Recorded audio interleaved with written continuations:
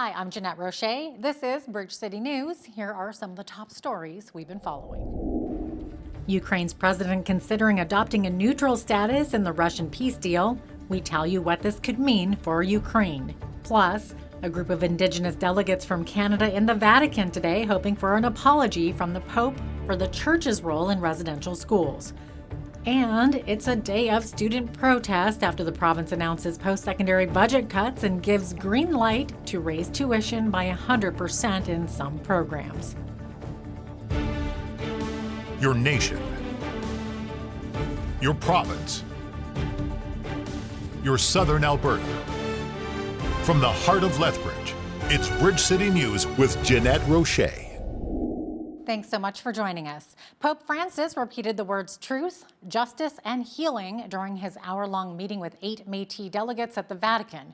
The Métis, Inuit, and First Nations delegations in Rome are hoping the Pope will commit to apologizing for the Church's role in residential schools during an upcoming trip to Canada. Martha Gregg of Northern Quebec was one of the residential school survivors who shared their experiences with Pope Francis. What I told the Pope is that there is need for people to heal, and there has to be a point of forgiveness from both parties. Because if you don't forgive, it eats at you. The Pope was welcoming and very thoughtful and very engaged throughout the entire encounter, and we were very pleased with the way in which the meeting unfolded. Ukraine's President Vladimir Zelinsky is allegedly ready to discuss adopting a neutral status in the Russian peace deal, meaning Ukraine would not be able to join NATO. Our foreign affairs correspondent Lisa Daftari says there are a number of other demands Ukraine would have to abide by if this neutral status takes place. What remains to be seen is whether or not Putin is being honest about what he wants. And he did outline 6 things that he would want in order to move forward with the ceasefire. And he relayed that to Turkey's leadership to say, it's going to require Ukraine not joining NATO. It's going to require them to demilitarize. It's going to require them to denazify, to take out all their Nazi and extremist elements.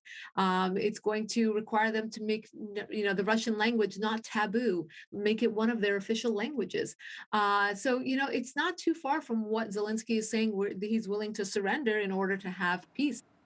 Catch that full interview with Foreign Affairs correspondent Lisa Daftari coming up after business news. The United Nations Refugee Agency is now estimating 3.87 million people have fled the war in Ukraine as of Sunday, but it says that in the previous 24 hours, only 45,000 crossed into other countries, which is the slowest one-day count yet. It's not clear if the exodus is easing. The International Organization of Migration estimates about 6.5 million people will remain displaced inside the country, and that another 12 million either don't want to leave or may be trapped in places where fighting has been intense. A survivor of the Russian siege of the Ukrainian city of Mariapool recounts the hardship and devastation she's encountered. Speaking to the Associated Press, she recounts the dire humanitarian and security situation endured before managing to escape. I moved to a basement of my friend's house because my 5-story building did not have a basement to go to on the first day of the war on the 24th, and I haven't been home since. And yesterday I found out I don't have a home to go back to because it was bombed and it collapsed. My dad is missing. I had the last communication with him on the 27th. He said he would make his way by foot to where we were sheltering if the situation became dire. And then when the situation did become dire, he never showed up. There's no cell phone service. I don't know where he is. I don't know if he's alive. People live in basements. There's no gas, no electricity, no heating, no cell phone service. We melt snow to have at least something to drink. We cook on open fires. under shelling and bombs, just because if you don't, you will have nothing to eat. And the guys from our basement would make water trips to the well about 5 kilometers away from the basement every other morning, depending on the shelling. President Joe Biden on Saturday called for Russian leader Vladimir Putin's removal, saying, quote, "This man cannot remain in power." But White House officials are making it clear that the U.S. doesn't have a policy of regime change. What appears to have been an unscripted moment of pure frustration following meetings in Brussels has sparked a real concern that the comment could undermine diplomatic efforts to end the war in Ukraine. For free people refused to live in a world of hopelessness and darkness. We will have a different future, a brighter future, rooted in democracy and principles, hope and light, of decency and dignity, of freedom and possibilities. For God's sake, this man cannot remain in power. The top Republican of the Senate Foreign Relations Committee is calling it a horrendous gaffe, while French President Emmanuel Macron says Biden must not escalate the situation. Here in Lethbridge, it was an emotional start for what was supposed to be a 5-day trial in the case of Neil Martin Scote, the man accused in a careless driving accident in 2020 when a 10-year-old boy was struck by a large SUV and later died. BCN's Angela Stewart was in court today. Angela, what's the latest? The trial won't be happening after all? That's right, Jeanette. The trial will likely be pushed back because Scote's defense lawyer, Greg White, was absent today due to a personal matter. The courtroom was told the defense was not in a position to complete trial today. Justin Dean, who spoke on behalf of Scote's defense lawyer, was able to connect with White on how to proceed following a brief adjournment. A letter from White was given to Dean on the specifics about why he wasn't able to participate in trial this week, but those details were not shared. Many family members of the victim were in attendance this morning, including the victim's mother, who could be seen crying. Now, Scote has been charged with 1 count of careless driving causing death after 10-year-old Charles McIntyre was struck in a crosswalk near Aquitania Boulevard in April of 2020. McIntyre later died of his injuries in hospital. Scote, who is a medical doctor, has pleaded not guilty.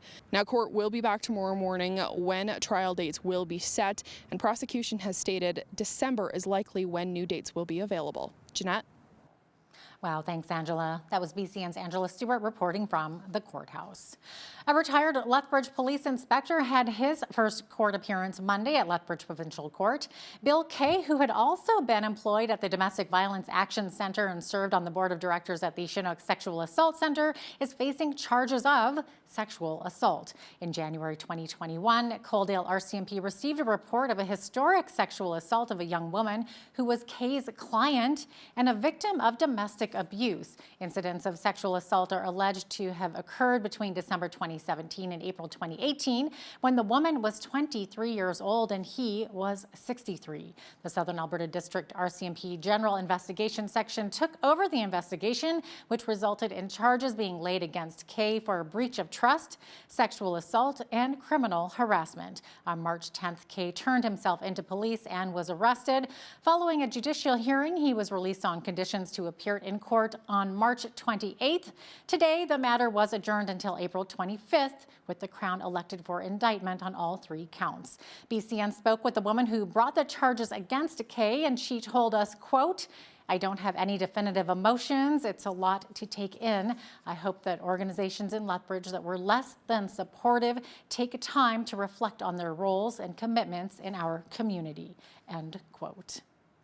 An Alberta judge has agreed to a 2-week adjournment in the case of 4 men charged with conspiracy to commit murder following their arrest at the Coutts border blockade. The Crown argued a delay was necessary because it's expecting RCMP to provide additional evidence by the end of this week.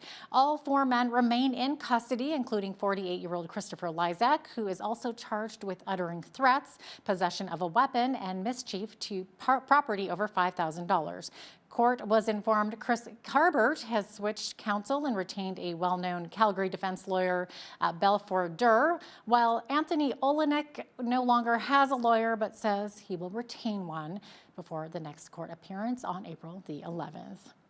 Today marked a very rare day of action on some Alberta post-secondary campuses. Students voted for a strike to protest what some are calling an extreme increase in tuition. The province has a cap of 7% on tuition increases.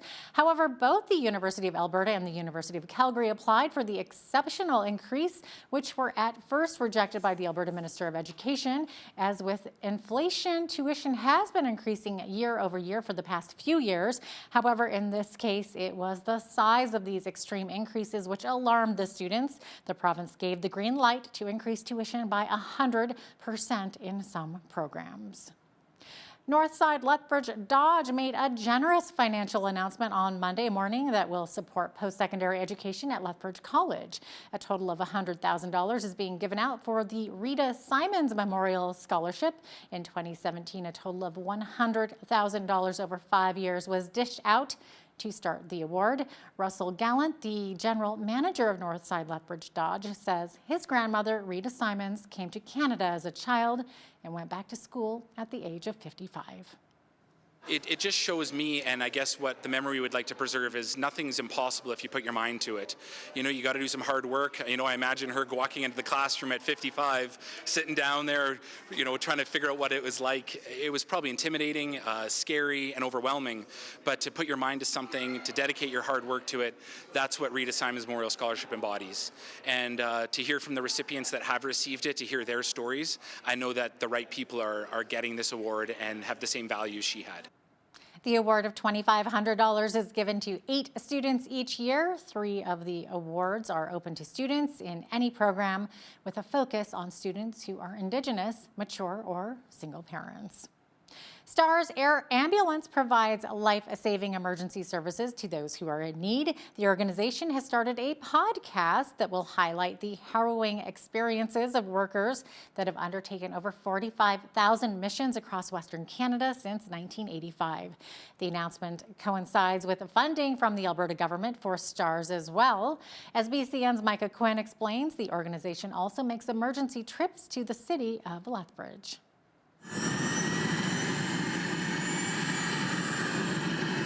STARS Air Ambulance opened its first base in Calgary in 1985. We have bases in Manitoba and Saskatchewan as well. And in Alberta last year, we did 2,994 missions in Alberta from our 3 bases. And to Lethbridge last year, we flew 78 missions. Lethbridge is one of the places that we go to most often, actually, across Western Canada. Staff from STARS say the reason the podcast was started was to flesh out the stories of doctors, nurses, and paramedics who have been there on the front lines during these high-risk emergency situations. Breaking down one STARS mission over 6 parts. And that gives us an opportunity to explore the aviation side, the medical side, what goes on in the background, the STARS Emergency Link Center, where the calls come in and are organized and are dispatched, and all the various elements. And then afterward, what about at the hospital, where we transfer care, but sometimes our people are still involved in certain ways. And, the mental health of our people afterward when they go through these really difficult missions. They are humans after all. The Alberta government announced on Friday that STARS funding from the province will increase from $7 million to more than $15 million. The province will now fund close to 50% of the operating costs for the organization. This significant increase in funding will allow STARS' highly specialized critical care air medical crews to continue serving Albertans, especially those in rural and remote communities, by doing what they do best, saving lives when time matters most. STARS covers 90% of Alberta's rural and remote population. We often say the red helicopter is the most visible aspect of the care we provide, but the real magic is what happens inside. In 1985, the very first STARS mission was for a premature baby born in Lethbridge. There will be a bonus episode of the STARS Mission Ready podcast that will explore how the nonprofit was founded, and that very same patient from Lethbridge will share her story. For Bridge City News, I'm Micah Quinn. Thanks so much, Micah. Alberta will establish an office to combat human trafficking, one of multiple recommendations from a task force that the United Conservative government is moving ahead with. Justice Minister Tyler Shandro told a news conference on Sunday that the office will provide support and access to services for victims and survivors, and that it will need to form a strong partnership with the Indigenous community. Because Indigenous women, sadly, are a primary target of human traffickers, and are grossly overrepresented among its victims, this office would need to form a strong partnership with the Indigenous community. An Indigenous-specific response would need to be incorporated in every aspect of the office's operations: support, training, education, as well as outreach. The task force was appointed in May 2020 and was chaired by country music star Paul Brandt. Brandt, in a statement, says human trafficking is one of the fastest growing crimes in Canada, and everyone needs to take personal responsibility. Ontario Premier Doug Ford and Prime Minister Justin Trudeau have officially announced a deal that will see parents of children aged 5 and under in childcare start getting rebates in May. Ontario is the last jurisdiction to sign on to Ottawa's plan to bring childcare fees down to an average of $10 a day by the end of 2026. The $10.2 billion deal includes rebates retroactive to April 1st as part of a fee reduction of up to 25%. Parents will see a further cost reduction in December. In less than 12 months, we went from not having national childcare towards being on the road toward it. And there's lots of work still to do to make sure we're following up and getting that $10 a day reality within 5 years right across the country, that we're reducing fees, that we're encouraging more early childhood educators to step up with better pay, better supports, better recognition of the extraordinary job they do. But this is the track we are finally on. The Canadian men's soccer team has clinched a spot in the World Cup for the first time since 1986 with a 4-0 win over Jamaica. For fans old and new alike, the moment was one they will likely never forget. It's a moment long in the making. Some old timers have been waiting even longer than me, but many over a decade for a World Cup qualification at this moment. At the Costa Rica game, there were a lot of scenarios that would have allowed us to qualify then, and then just because we knew we were that close, that finally, yes, this game, it has settled in. We knew we were just centimeters away, so it has sunk in. That the team has qualified for Qatar, that we will be at the World Cup, and it's the first time in my lifetime. My dad remembers the days when Canada qualified in '86, but I was born after that, so this is a first for me. Was it real or was it fake? That's the big question about the slap heard around the world. Sunday's 94th Academy Awards shocked viewers with a raw on-stage confrontation after Will Smith took offense to a joke made by Chris Rock about his wife, Jada Pinkett Smith. Jada, I love you.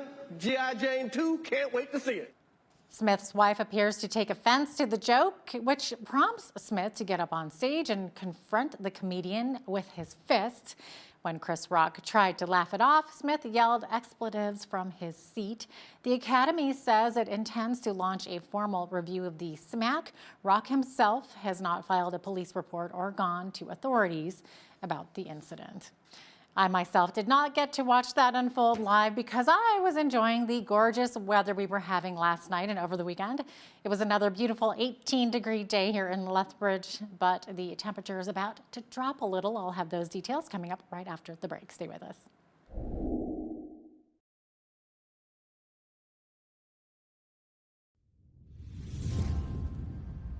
Well, it was a gorgeous day here in southern Alberta. In fact, Rocket, Alberta was the hot spot in Canada, at least for part of the day today, reaching a little over 18 degrees. That's kind of where we were in Lethbridge today as well.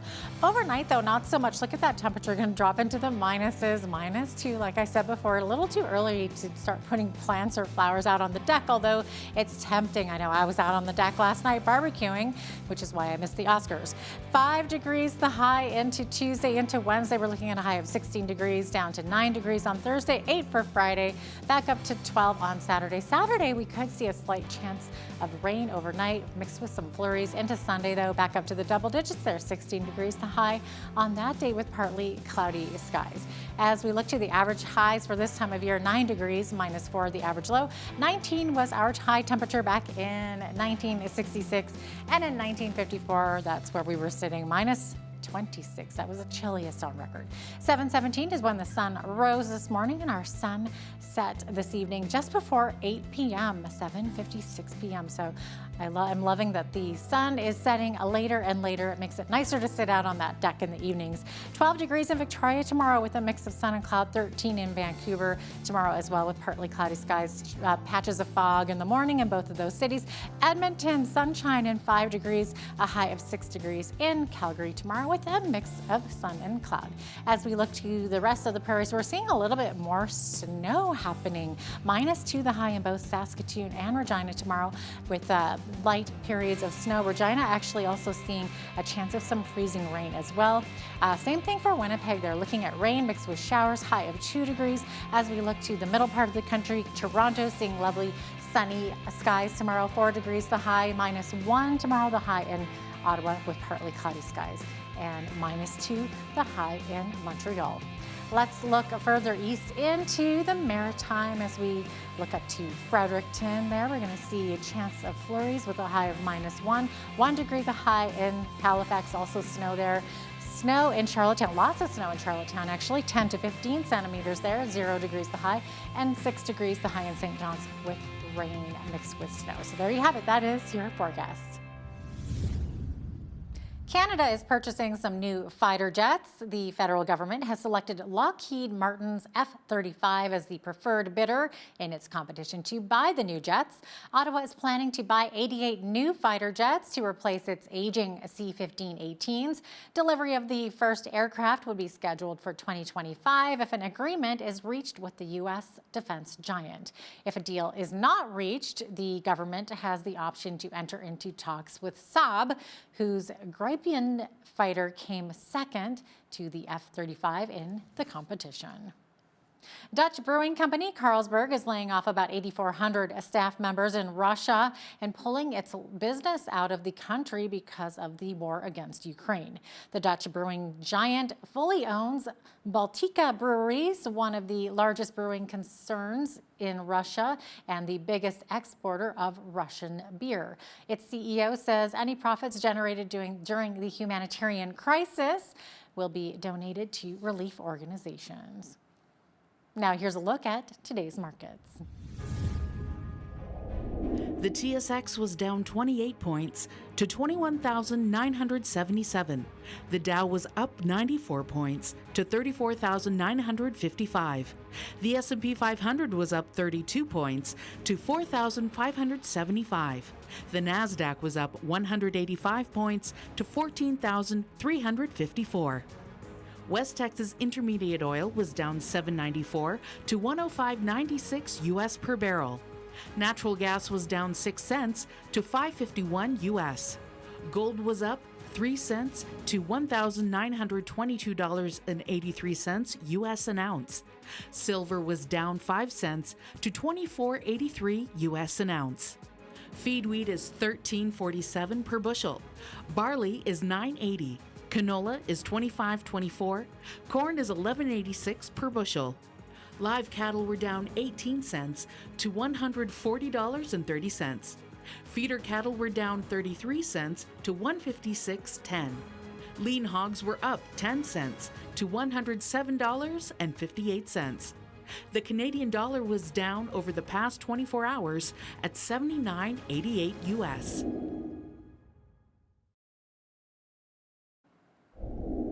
Here's an update to one of our top stories. Ukrainian President Vladimir Zelinsky has given Prime Minister Justin Trudeau an update on new ceasefire talks with Russia. Zelinsky told Russian media before the scheduled negotiations in Turkey that Ukraine is prepared to declare neutrality.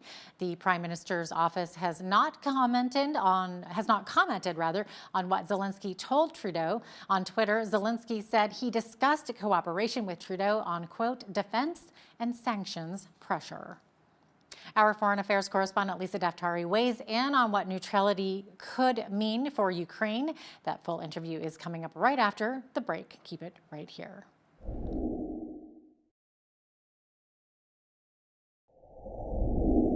U.S. President Joe Biden under fire for comments he made about Russian President Putin.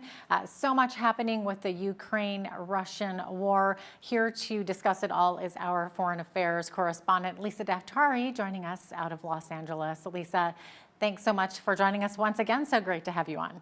Thank you for having me. Lisa, Ukraine President Vladimir Zelinsky is considering adopting a neutral status in Russia's peace deal, meaning that they can't join NATO. So what can you tell us about this? You know, it's surprising that the two sides have not come together sooner. And the reason I say that is if they're both being transparent about what they want or what their contingencies are to come together for a ceasefire and lead to peace eventually, their asks and their what they would concede are not too far apart from one another. So if there is no daylight here, then perhaps they can sit down and discuss it. What it remains to be seen is whether or not Putin is being honest about what he wants. And he did outline 6 things that he would want in order to move forward with a ceasefire. And he relayed that to Turkey's leadership to say, it's going to require Ukraine not joining NATO. It's going to require them to demilitarize. It's going to require them to denazify, to take out all their Nazi and extremist elements. It's going to require them to make, the Russian language not taboo, make it one of their official languages. So it's not too far from what Zelinsky is saying, where he's willing to surrender in order to have peace. I mean, the country has been torn apart, over 3 million refugees on the run. And, again, what they're both wanting, hopefully they can come to the table sooner rather than later to have talks to really hash this out and to really minimize the number of deaths and all this other instability, including the migrants that are on the run. Yeah, and that's just it, right? I mean, we're looking at how many casualties now. It's too bad that they didn't reach this conclusion a number of weeks ago. Right, that's exactly right. And you just watch this, it seems so senseless. I mean, we see all kinds of, on both sides, obviously, we know that the Russians lost 40 to 50,000 of their troops. Obviously, the Ukrainians, innocent families and children and mothers. And of course, those who are willing to take up arms and are not trained. And, we even had American journalists that were killed. So this is, it's not easy to watch. It's not easy to accept it, especially if you're Ukrainian, you're watching your native land be torn apart and losing loved ones. And again, being displaced, having to move to a foreign place, to a foreign country. You don't know the language, you don't know the culture. Who wants to leave home or who wants to hide in the basement? This is all senseless. We are watching a modern day war, which resembles that of a traditional, of an antiquated war, really. And, we kept talking about how in this day and age, we're only going to see, or we're going to mostly see, cyber attacks and more of the modern forms of warfare. And this is completely barbaric. This is completely antiquated.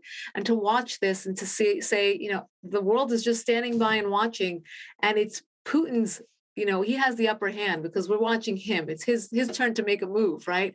And that's why everyone is really concerned. I mean, will he escalate? Does he have his back up against the wall? Will he, bring in chemical weapons into the mix?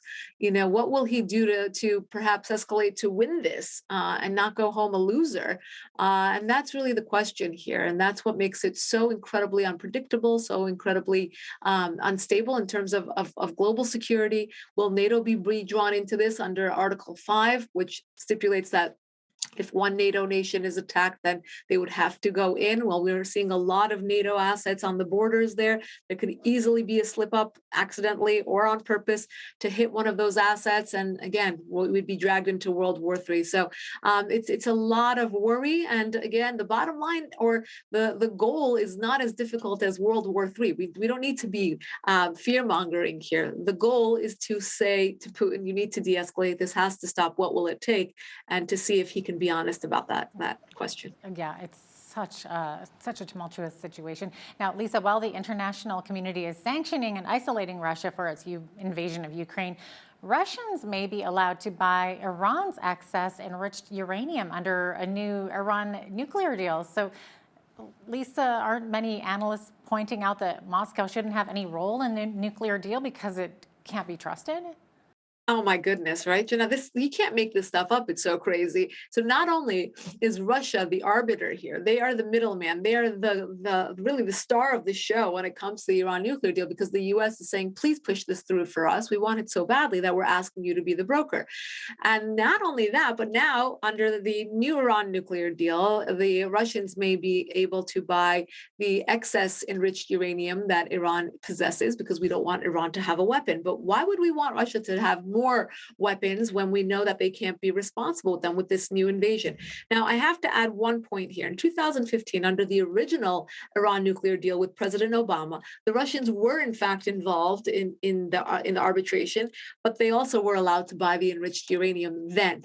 Perhaps things were different. Perhaps we were more naive to allow Russia to do that at that time. But now when we are actively involved, as you said in your setup of this question, as we are actively involved in sanctioning, in marginalizing, in really punishing Russia, particularly with their military might, particularly because they went into Ukraine with their military might, why would we want to give them more weapons? Why would we want to make them more powerful and offer them this incentive of buying enriched uranium? It makes absolutely no sense, but here we are. Here we are, exactly. And Lisa, speaking of other countries sanctioning Russia, we're meanwhile seeing India buying discounted Russian oil, and they're feeling justified in doing so. Oh yeah, and their justification? It's on sale, right? Look, it's very hard to find friends when you are being sanctioned, when you have a difficult way of collecting money and selling your oil. And when you have that, you need to put it on sale and find new trading partners and offer, incentives. And the Indians are saying it's just fine. We're gonna pay up and we're gonna buy this oil. Look, it's very difficult to get everybody on board for the collective good of punishing Russia, and we did so late. So Russia was able to have this wiggle room. I think the United States definitely dragged their feet with sanctions, with oil sanctions, with really targeting Russia and hitting them where it hurts. And for that reason, we see a lot of this, ability of for Russia to find loopholes, to find new trading partners, to get closer to to China and to the Iranian regime and to many others. So now you see India and you see Afghanistan and you see other, relationships growing here between Russia and its neighbors, only because they're able to and they need to. They need to find new regional partners. And look, rogue states will stick together. And India, well, they're just looking at this as an opportunity. They're not by no means rogue, but they're seeing cheap oil. They're seeing an opportunity to purchase it, and they're going for it. Mm-hmm. Now, Lisa, you'd mentioned before, of course, what a volatile situation this all is. And over the weekend, President Zelinsky of Ukraine making a desperate plea for fighter jets and tanks from the Western world to help come defend his country. But on Sunday, he even accused the West of cowardice. Yes. This has been a pattern we've seen from President Zelensky. Look, in so many ways, he's being hailed as a hero, and so many people look to him, particularly in the West, as this new cultural icon, as somebody who is young and a former comedian with no political experience, but now he's rolled up his sleeves and he's, really the Goliath in this David versus Goliath battle. And he, is just, David rather than Goliath. He's really the underdog, but he's really pulling up his sleeves and saying, I'm not going anywhere. I'm going to be brave. I'm not going to cower down. On the other hand, we see him come out and say, thank you to the world. And, you're doing great. And I couldn't do it without you. And then he has his moments of saying, we need more. You're not doing enough. He berated the West. He berated Israel. Meanwhile, these are the hands that are feeding him. So I don't know how effective this is in the long run, although his pitch to Congress here in the United States was actually extremely strong. And many felt that it was very effective in really winning over the hearts to get much more aid sent to Ukraine. And that's exactly the announcement that Biden made in the aftermath. He didn't exactly get the exact jets he wanted. He didn't get the no-fly zone he wanted, but he did get a lot more than he would have, I believe. But again, he's going back and forth. Look, he's in a very bad position right here. He wants to, of course, appear strong. He wants to appear like the hero, but obviously his country has crumbled. His country is war-torn. 3 million refugees on the run is not something to be proud of. And he doesn't know when or how this will end. So for that reason, he is lashing out at the West to do more. And he wants them, he wants us to get involved. He wants us to help him get rid of Putin. And that's understandable, right? But of course, the West does not want to get involved. This should not escalate to something militarily for the West. But he's received a lot of aid. He's received a lot more than I believe he even believes he would have gotten initially. So I think at this point, it's really going to be about getting talks and getting a ceasefire in place, getting the Russians to back off, giving them a few of the items that they want, because they are in comparison to what we are dealing with. It's an easy sell, I think, to the Ukrainians. And I think Zelinsky has given us that message too. Now, Lisa, of course, you mentioned President Joe Biden earlier there. So let's talk about Biden for a minute. He's kind of backpedaling now, saying that he was not calling for a regime change when he made those comments that Putin, quote, cannot remain in power. Yeah, it sounds like he was calling for regime change. I don't know what else that would mean, but it looks like his advisors thought that this was escalatory in his rhetoric and he should not be speaking that way. So they all walked it back, including Secretary of State Antony Blinken, who was in Jerusalem, and he said, no, this is not what we meant. And Biden was asked again as he was leaving church in Poland, and he said, no, that's not what I meant. I just meant he can't be this, this rogue dictator who walks into Ukraine.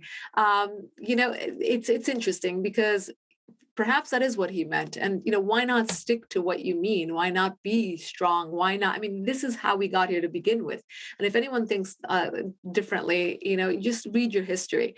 When you have a strong presence, you have a strong voice and strong actions coming from the West, you're not going to have this kind of behavior by rogue nations. You're just not. They will be fearful of the consequences. They don't want to deal with the consequences. And if you don't think that Putin is the calculated statesman that he is, that he timed this perfectly, that he understands that the Biden administration is different than the Trump administration, then you better also read your history. I think there's a lot to learn from why, the lack of leadership or weakness will lead to moments like these. And when you say something like Putin must go, you should stick to that.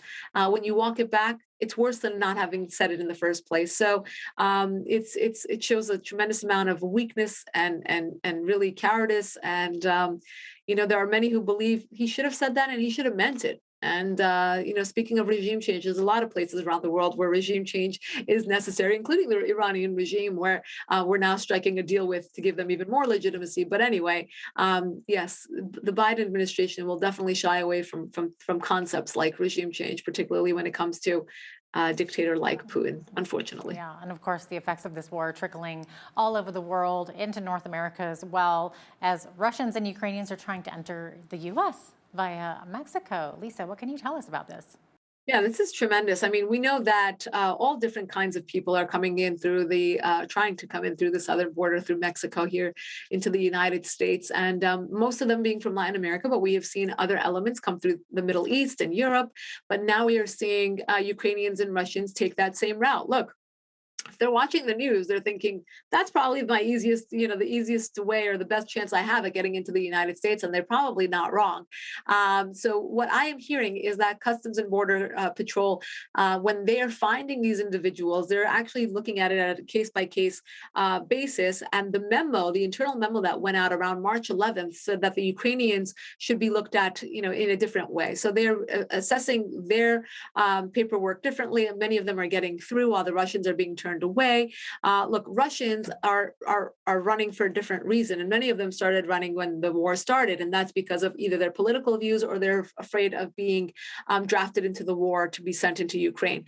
So they have reason to be on the run as well. But it looks like the United States is taking more of a black and white approach, where Ukraine good, Russia bad, and allowing perhaps some Ukrainians into the country, even though this is of course illegal, just like many others are trying to get in illegally. But yes, they have found this route, they have found this way, and the United States is trying to work with them.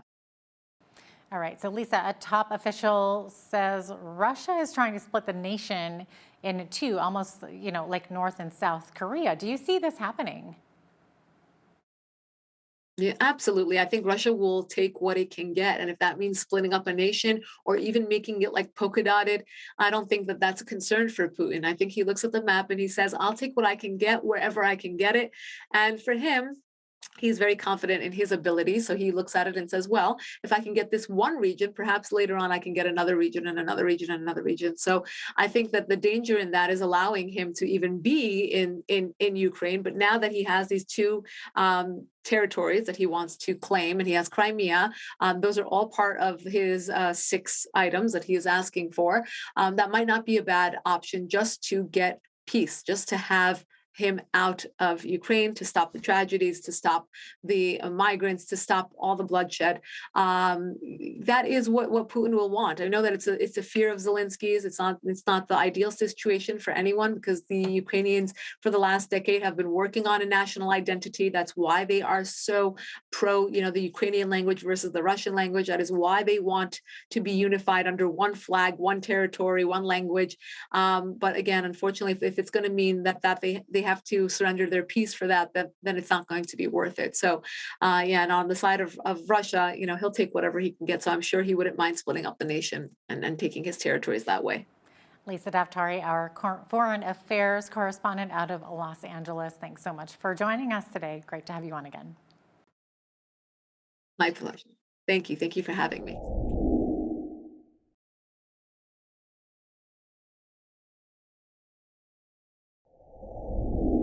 With health struggles we've been seeing around the globe, more and more people are trying to find ways to really strengthen their immune systems. Our guest today is Dr. Clayton Cogano, who has some ideas about that. He's a naturopathic doctor in Lethbridge with Well Vitality Health Clinic. He's also done some training in conventional medicine with a Bachelor of Science in Exercise Science, Kinesiology, and doing 3 years of research on radiation with cancer at the University of Lethbridge. Dr. Cogano, welcome back to BCN. Thanks for having me. Now, with all the health challenges we're seeing these days, it seems there's a big spike in people who want to really build up their immune system in order to stay healthy. I'm guessing that our diet maybe plays a bit of a role in that. Are there certain foods maybe we should avoid or limit? Yeah, there's certain foods that just everyone should be limiting, not necessarily fully avoiding, but limiting. Those foods are like things like refined carbohydrates, processed meats. Meats typically are higher in inflammatory foods like omega-6s, cured meats, same thing, fast foods. And then there's also other things that lower the immune system with our food, where it's actually activating our immune system, like food sensitivities, and even certain diseases that can be undetected sometimes for years. And the general premise is you want to lower those inflammatory foods because they can lead to a whole wide variety of issues internally in your body, such as increased intestinal permeability or leaky gut.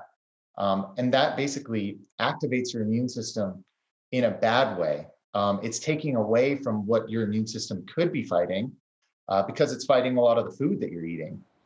So what kinds of foods will actually build up our immune system? I'm a big supporter of a lot of berries. I like the blueberries, strawberries, raspberries. What are your thoughts on those? The berries. That's right. Like those are fantastic. I mean, those are pretty much a gimme. They're high in things called bioflavonoids. They're high in antioxidants. And those are the exact opposite of what those other pro-inflammatory foods I just listed do. Turmeric is another really good one. Garlic is another really good one. Just very high in antioxidants. They lower inflammation in your body, as opposed to omega-6, which would be high in more red meats and meats in general. A lot of the vegetables and fruits, berries, they're high more so in these bioflavonoids. Fish are high in omega-3, which is a anti-inflammatory molecule in our body. So they reduce stress on our body. And, when we're talking immune system, we have to talk what's going to lower stress on your body in multiple ways. And so those foods will really more so help you with that. So when it comes to vegetables, Dr. Cogano, is it best to maybe eat them raw to get all the nutrient value, or is it sometimes even better to cook them to release more of the nutrients? Well, I mean, clinically, what I see is some patients, like when you cook, you do decrease some vitamins and minerals potentially, especially at high heats.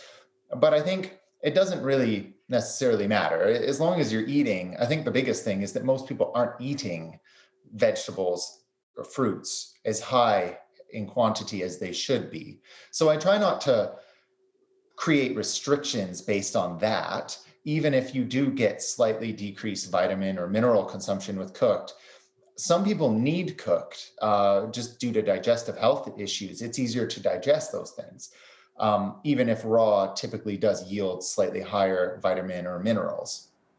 Now, I understand that even good food won't help as much as it should if we're really having trouble absorbing it properly. Dr. Colgano, how can we really tell if the food is being absorbed properly in our bodies? Well, I typically like testing in my clinic for different things, but there's different tests. So we can do food sensitivity testing, we can do celiac testing, we can do a lot of different tests to look at how is your gut health?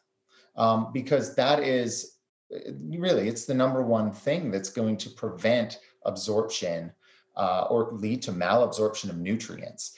There are certain tests that we can actually look into mineral consumption, like how are you deficient in certain minerals? Are you deficient in certain vitamins? And so I think that, usually when you have symptoms. Are you tired? Do you have gut pains? Do you have irritable bowel syndrome? But sometimes it's just simple, like sometimes it's just bloating. And it's nothing even major. Sometimes it's a little afternoon fatigue in someone, and they don't understand that it's actually being linked to malabsorption of nutrients through problems with their digestive tract. So it's really important to look into it for people, to figure it out. So how can a person really determine if it's time to see a healthcare practitioner in order to get some help boosting his or her immune system? Well, I mean, the rough average for getting sick is around 2 to 4 times a year, getting a cold. And averages are a little difficult. Some people would be less, some people might be a little more, depending. If you're getting ill more than you think, then it would be time to go in and get it checked out. But also, if you're feeling extra tired or fatigued, or you're feeling like you have digestive issues where you never had them before, then it's time to start thinking about looking into getting some testing done and figuring it out, because all of those things, even stress, will drag your immune system down and you'll get sick more frequently. So to what degree do health supplements like vitamins, herbs, and minerals actually help to boost the immune system? I'm a proponent more so of supplementation in certain cases, not always. I don't like patients just taking copious amounts of supplements, but supplements can help, and a lot of them are very, very well researched. Pretty much all doctors now agree that vitamin D, especially during the winter, is an essential vitamin that people basically should all be taking. Most doctors don't even test it anymore because we pretty well assume everyone's deficient. However, with it becoming more popular, what I'm finding is some people are actually taking too much of it, and you don't want that either. So I do find testing it occasionally is a good idea, and also not taking over the recommended, daily intake of it unless advised. But there's also a lot of great research on herbs as well. For example, astragalus is a herb that increases your white blood cell count. Beta-glucans, which come from mushrooms, as well as N-acetylcysteine, are very antiviral. Garlic is antiviral. They're really great at boosting your immune system. Certain vitamins that we would think would prevent, like vitamin C, don't actually prevent you from getting sick. They've been shown not to prevent, but they will lower the amount of time. They've been shown they lower the amount of time you will be sick if you get sick. So a lot of times when people are sick, I'll give a complex that has vitamin A, C, E, selenium, and zinc in it, antioxidants, things that help out your body fight things and lower the stress on your immune system while your body's fighting something. Now, Dr. Colgano, it seems like the older we get, it seems the more likely we are to have a weaker immune system. Do you have any special advice for seniors as to how help build their immunity? Yeah, so as we age, we lower the number of specific type of white blood cell called a neutrophil and other ones called T cells. These are part of our immune system that fight against viruses, bacteria, etc. And they do lower as we age. There was one study done, and what it showed was exercise is actually very beneficial as you age. 10,000 steps a day, if you can get that in. But I think also, even if the study design was showing 10,000 steps, it's more the general premise. Exercise is going to boost up those cells to an equivalent range of a young, healthy adult. So even something so simple as doing just even some extra exercise, it will be beneficial to building up your immune system. I have to tell you, since we got a dog, I'm taking the dog out for walks, or maybe he's taking me out for walks, and I've noticed a difference as well. That 2K walk every night after dinner, it makes a huge difference for him and for myself. It's been amazing. Now, what about kids? They normally have a very strong immune system, but are there certain things we should maybe help the kids with to help boost their immune systems? I'm not a huge proponent of giving children lots of supplements. I think that vitamin D would be good, perhaps a probiotic in general, but not always. Children, I feel it's actually, pending it's within reason, it's a good thing they're getting colds. It's building their immune system. It's building their defense to more harmful viruses and bacteria they might encounter through their lives. And the research is really clear. Whether you take your child to daycare or leave them at home, throughout their life, they're going to be getting roughly about the exact same amount of illnesses up to adulthood as either child would. So whether it be now or later, it's actually not a bad thing that your child is getting sick, even if it's inconvenient for us as parents. And certainly if they become sick, then I'd be more a proponent to taking the vitamin C, maybe upping the vitamin D a little bit. And certainly you can see a naturopathic doctor and they can easily advise you and help you with that. I remember when I was a kid, a lot of our parents would get together and have chickenpox parties, send me to another kid who's got chickenpox, and all of us would get together so we could have chickenpox at the same time and then get over it and build up an immunity to it, I guess, afterwards. I'm not sure if that's probably the best advice today, but back in the 70s and 80s, that's what our parents were doing, right? Now, how much of a role does lack of sleep, stress, and anxiety play when it comes to immunity? Well, lack of sleep is a huge stressor on the body. And it's a very common cause of a low immune system because it's when we sleep that our body's cells and cellular mechanisms called cytokines are released. That's when we're actually fighting infection, mostly, is when we sleep. And it's a huge stressor on our bodies for multiple reasons. It lowers different hormones in our bodies that help to fight and keep our immune system up, like cortisol, which also in turn can affect other issues going on in our body. But stress is probably one of the most common causes of digestive issues as well in our body, and increased intestinal permeability, which also adds to more stress on the body and a low immune system.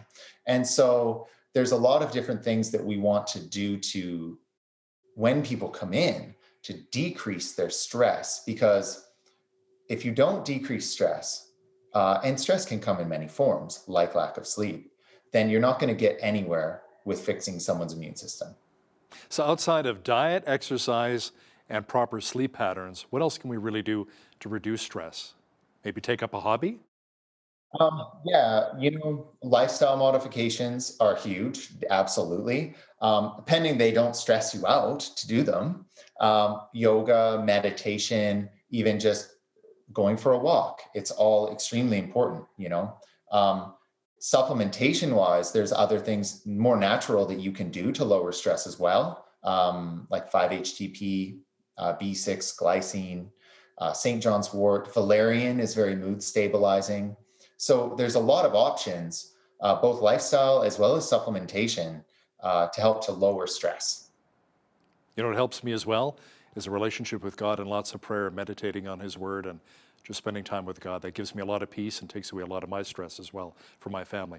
Now, what about those who suffer from insomnia, My son is one of them. Is there any help for people suffering from insomnia?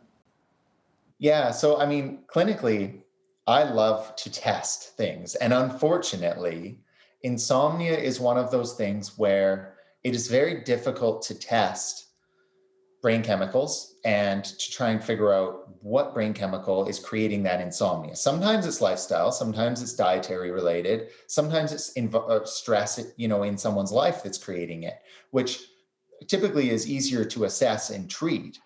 But if it's something more unknown, it's a little trickier. You have to sort of try things. Sometimes we try things like passion flower root, which is very calming and sedating. Chamomile tea is also calming and sedating. But there's a bunch of other vitamins and herbs as well that we can try to help. And really, sometimes we have to use combinations of these things. Melatonin, GABA sometimes can help. And it's definitely worth trying, trying those supplements. Sometimes they work right away. Other times you have to try them for a bit and try different combinations. But it's worth trying because sleep is so important for everything, including mental health. Would you still advise people getting 7 to 8 hours of sleep every night? If possible, absolutely. Yeah, sometimes that is a challenge, absolutely. It can be. We have busy, stressful lives. Dr. Clayton Coggino is a naturopathic doctor in Lethbridge with Well Vitality Health Clinic. Dr. Coggino, thanks so much for your time. Thanks very much for having me. On behalf of all of us here at Bridge City News, I'm Hal Roberts. God bless and thanks for watching.